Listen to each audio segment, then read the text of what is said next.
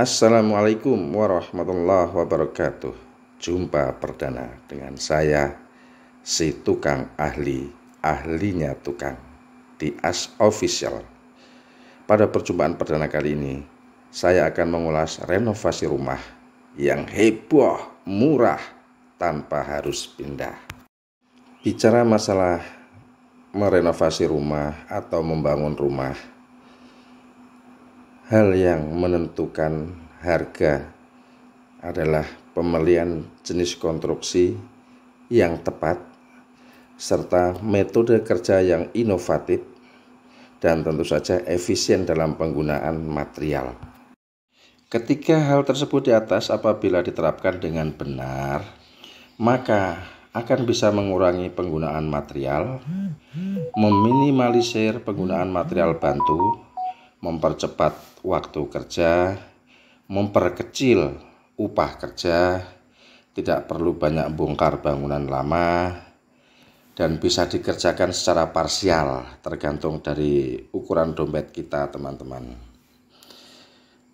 Serta tidak mengganggu fungsi ruangan bawah, sehingga si penghuni tidak harus pindah karena masih bisa beraktivitas secara normal meskipun atas sedang dibangun.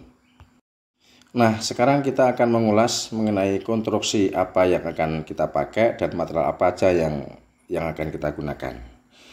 Yang pertama sekali adalah konstruksi utama yang dipakai dalam renovasi ini adalah menggunakan tras baja ringan sebagai balok penyangga lantai 2 dan sekaligus berfungsi sebagai pengganti perancah, sehingga kita tidak perlu lagi beli material bantu yang berupa kayu atau bambu yang dipakai untuk perancah yang tidak sedikit jumlahnya, yang nantinya akan dibuang setelah kita membangun. Selanjutnya, di atas balok tras baja ringan tersebut kita menggunakan asbes gelombang untuk menggantikan fungsi triplek pada pengecoran lantai dak beton lantai 2. Asbes ini nantinya akan menyatu dengan beton sehingga akan menambah kekuatan daripada beton itu sendiri. Di atas dari asbes kita gelar besi. Besi yang dipakai pun besi kecil, hanya besi 6. Itu pun hanya dipasang searah dan dipasang tepat pada lembah daripada gelombang asbes. Sementara arah tegak lurus dari besi tersebut juga dipasang besi, namun hanya sebagai pengikat saja, sehingga tidak perlu banyak. Coba dibandingkan dengan penggunaan besi secara konvensional. Langkah terakhir adalah pengecoran beton. Cor beton di sini dipakai sangat tipis sekali, hanya rata-rata sekitar 3,5 cm. Karena betonnya tipis, otomatis volumenya sangat kecil, sehingga kita tidak perlu melibatkan banyak tenaga kerja untuk pengecoran tersebut, melibatkan alat-alat berat kayak mixer, concrete pump, dan lain-lain. Bandingkan dengan cara cor dengan konvensional yang tebalnya biasanya antara 10-15 cm. Di situ biasanya kita harus mendatangkan mixer. Terlebih lagi ada concrete pump segala yang ongkos sewanya juga tidak murah. Itulah gambaran sekilas mengenai jenis konstruksi yang dipakai serta penggunaan materialnya dan teknis pekerjaannya.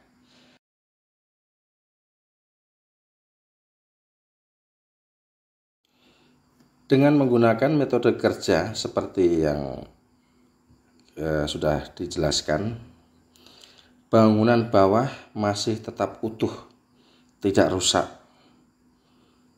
sama sekali tidak rusak.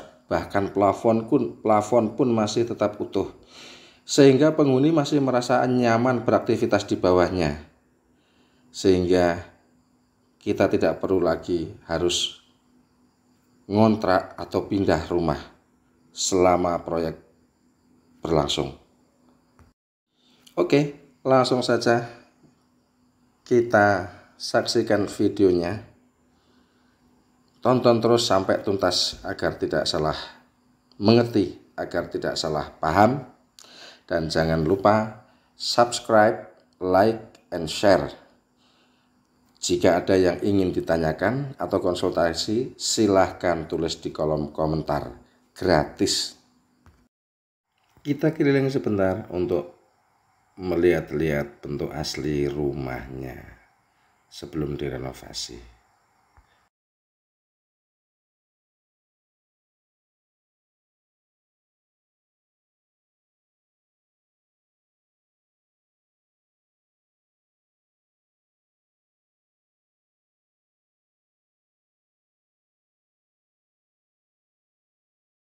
Terlihat kondisi dapur sebelum direnovasi, bagaimana sangat tidak nyaman sekali, kehujanan, kepanasan, sehingga masak pun harus pakai payung itu.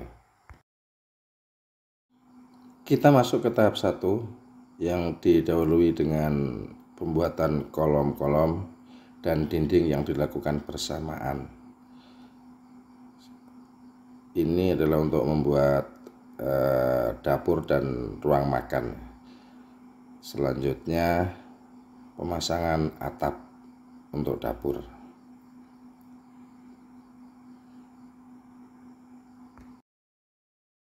Masuk ke tahap 2, dimulai dengan pengecoran balok-balok dan tangga.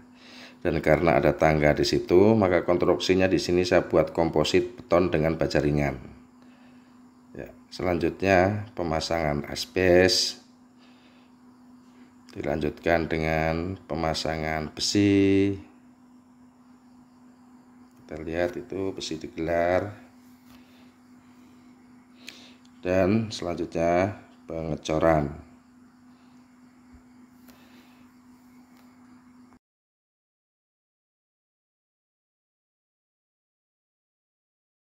Pada tahap 3 kita sudah bersentuhan dengan bangunan existing atau bangunan lama, yang mana kita harus membongkar genteng. Dan pembongkaran ini dilakukan secara parsial, jangan dibongkar semuanya. Selanjutnya pembuatan lubang-lubang pada dinding untuk penempatan balok-balok. Ya, nah terus setelah selesai lubang, balok dipasang seperti biasa. Terus asbes digelar. Ingat ya, pemasangan asbes selalu tegak lurus dengan arah balok, karena kekuatannya di situ. Kalau dibuat sejajar, asbesnya bisa pecah. Harus tegak lurus. Selanjutnya besi dan pengecoran.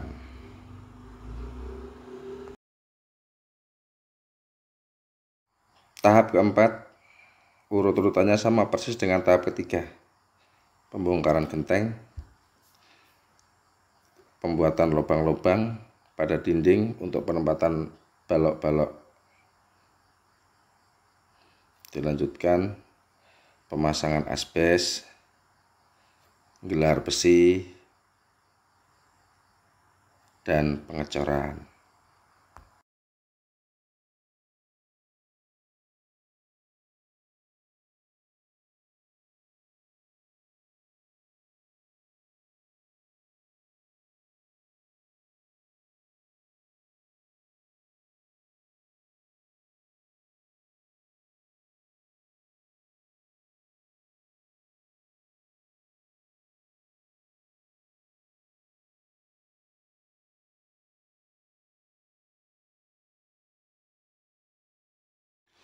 Tahap kelima ini juga masih sama dengan tahap ketiga, keempat, hanya sedikit berbeda. Di sini ada pembongkaran dinding sopi-sopi, karena kebetulan dinding sopi-sopi ini tidak diperlukan pada lantai 2 dan sekaligus dipakai untuk akses kerja karena terhalang di situ.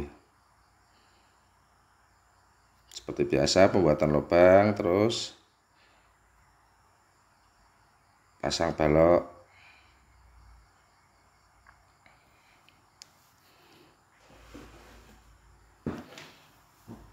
pasang asbes. Terlihat ya, asbes selalu tegak lurus dengan arah baloknya.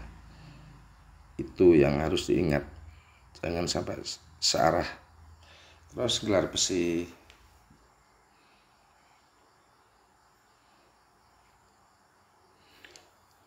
pengecoran,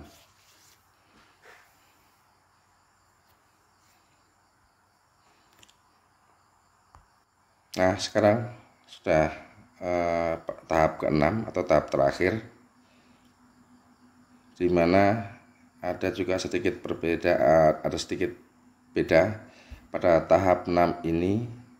Pemasangan baloknya menerus sampai ke depan, sampai ke balkon ya, karena nanti ada pengecoran balkon juga di tahap ke-6 ini ya. Itu ditarik balkon anunya, dipasang baloknya. Selanjutnya pasang asbes, pasang besi,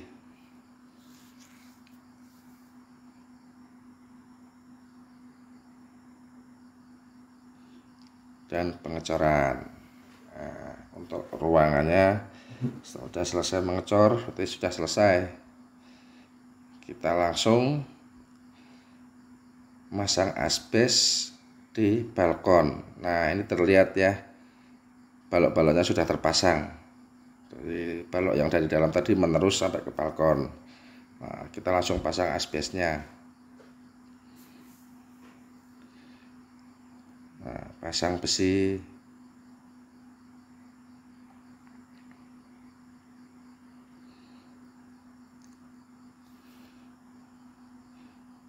pengecoran,